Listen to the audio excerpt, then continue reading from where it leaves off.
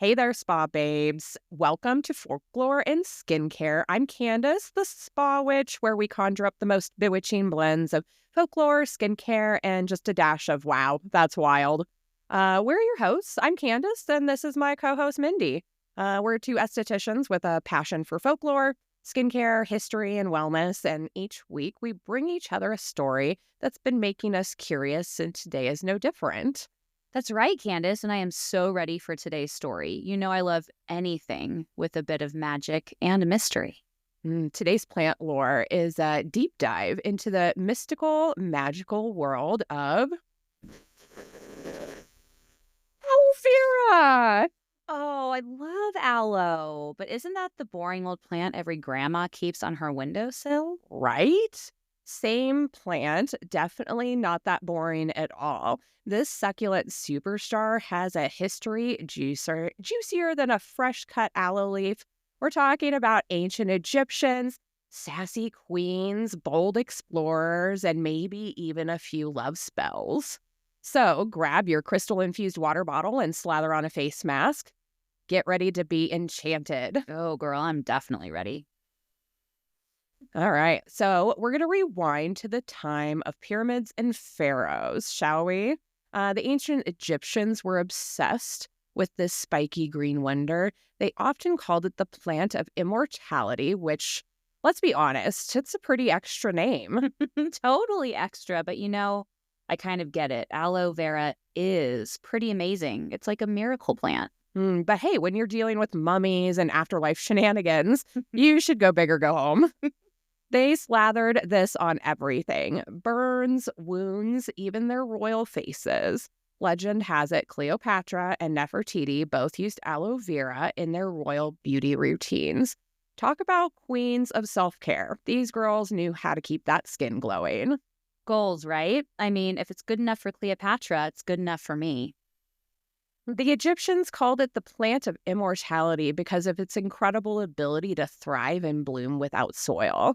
Fun fact, aloe vera has been cultivated and used for at least 6,000 years.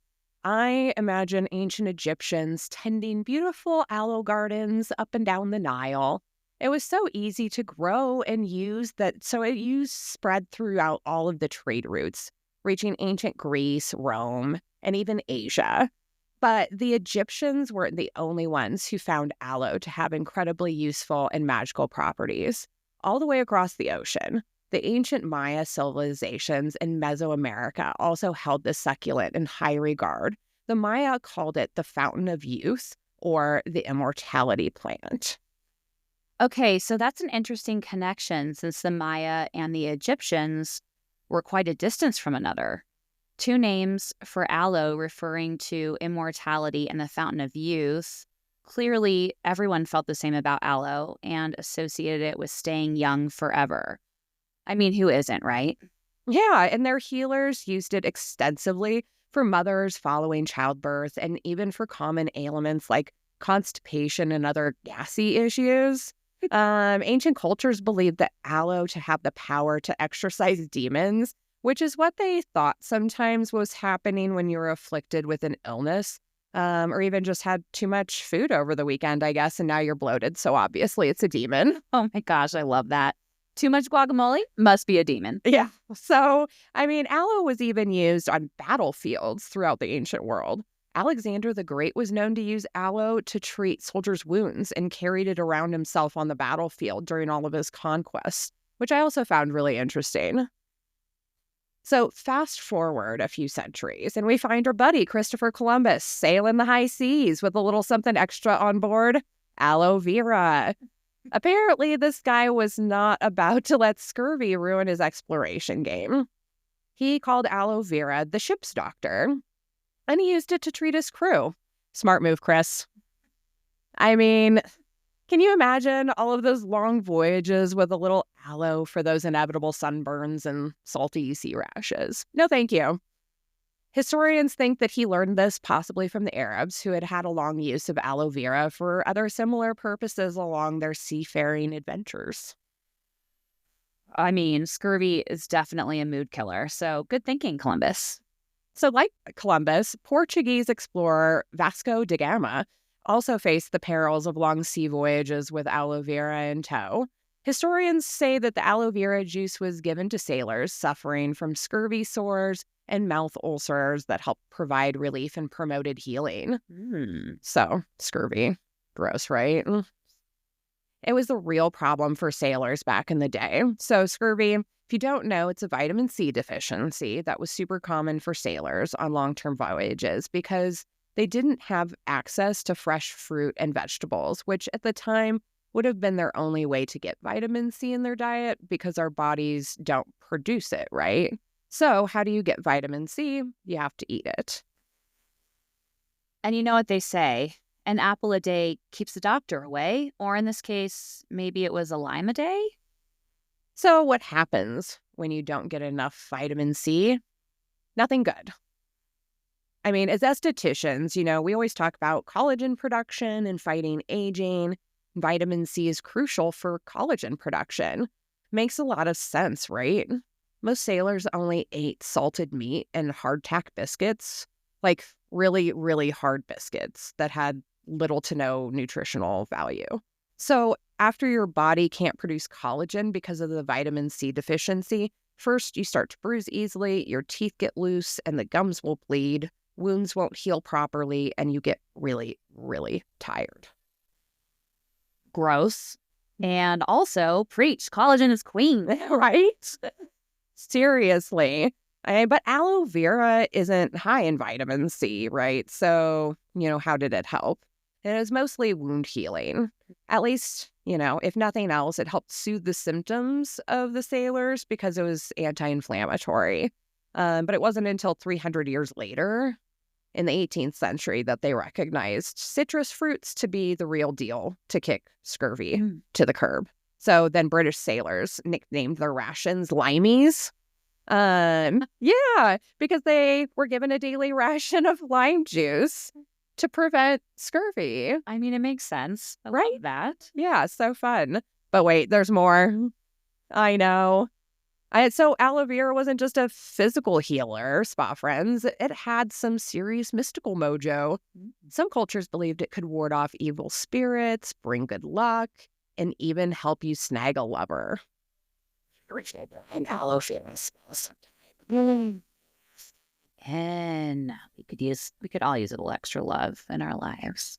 Right? Mystically speaking, aloe vera represents protection and wards off negative energies. The Egyptians referred to it as the plant of eternity, corresponding to the element of water and the planet Venus. So, there's a love connection, right? Venus, goddess of love, women, and I don't know what else. I don't know right now. But that has to be why I stumbled on the love spell hints. So, for protection and good luck, add your aloe vera to your bath or put it on your body or anoint your candles with it. The Hindus also associated aloe with the goddess Lakshmi, who symbolized wealth and prosperity. And they believed that it came from the Garden of Eden. I had no idea that aloe vera has been connected to so many different cultures and traditions over the years. So many cultures considered it a holy plant. I even found that it had been used in the Day of the Dead celebrations to this day in Mexico. It represents both the fragility and the resilience of life, which I thought was beautiful. So now, before we get too carried away with all the hocus pocus, we're going to give a nod to science. Perfect. Yay.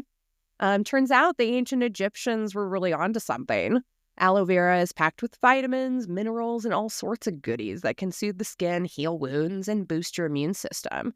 So modern science backs up what our ancient ancestors knew all along. This plant's a freaking powerhouse. I mean, science and magic working together in perfect harmony. Seriously, aloe vera had 75 active compounds. There's over 500 varieties of aloe worldwide, which I thought was cool. So many varieties. Most are common to Africa and the Arabian Peninsula. But now, of course, plant enthusiasts grow it all over the world, right? So I have a question about the other types of aloe out there. Why do we use aloe vera and not some of the other varieties out there? Great question. Oh, so here's a little spa witch secret. Aloe vera has some lesser known relatives that have even more skin saving superpowers, like aloe arborescens and aloe ferox. Those are little indie darlings of the aloe world. They're just like waiting to be fully discovered. Ooh, I'm intrigued. Tell me more about these mysterious aloe cousins. So, aloe arborescens has greater therapeutic properties, with some of its active compounds being twice as active as aloe vera, which is amazing, Stunning. right? The problem is production is more difficult and yields are smaller. So that makes its use kind of limiting on a more massive scale versus more popular aloe vera. Hmm. So, do all varieties of aloe in general contain active compounds that soothe, hydrate, and brighten the skin? Yeah, pretty much. Of course, varying levels of the different active compounds. So one may be more hydrating, one might be more soothing. Hmm. So, what other varieties did you discover? Oh, so another little cool baby is Aloe ferox, otherwise known as Cape aloe. It's another one that's been studied scientifically, and it's been found to be more suitable for skincare when it came to atopic dermatitis and wound healing. Hmm. I guess it's considered more of a bitter aloe and is most beneficial for making herbal remedies for internal and external use versus aloe vera. I got really nerdy about this and found a scientific article from the National Library of Medicine talking about aloe ferox specifically in terms of also treating obesity with natural weight loss solutions in Romania, where herbal medicine is more than alive and well. It's actually their primary means of healthcare. So, in countries like Japan, China, Korea, and South Africa, aloe is used to treat a variety of diseases like gout, colon cancer, skin cancer, autoimmune diseases, diabetes, leukemia, digestive issues, and obesity. Wow, that's amazing. I had no idea there were so many different types of aloe with such diverse uses. Yeah, so there you have it, babes. Magical, mystical, sometimes slightly morbid tale of aloe vera. So next time you're soothing a sunburn or adding it to your smoothie, remember the rich history and folklore behind this incredible little plant. And who knows, maybe you'll even feel a little bit of magic yourself. Totally. Aloe vera forever. Thanks for tuning in, guys. Visit the show notes or more for more info on today's episode. If you love the episode, please like and subscribe. Follow us on the socials at The Spa Witch and at the Everyday SD. Join The Spa Witch on Patreon for more info on today's episode. Until next time, stay relaxed, stay beautiful, and don't forget to moisturize. Stay hydrated, babes. Bye. Bye.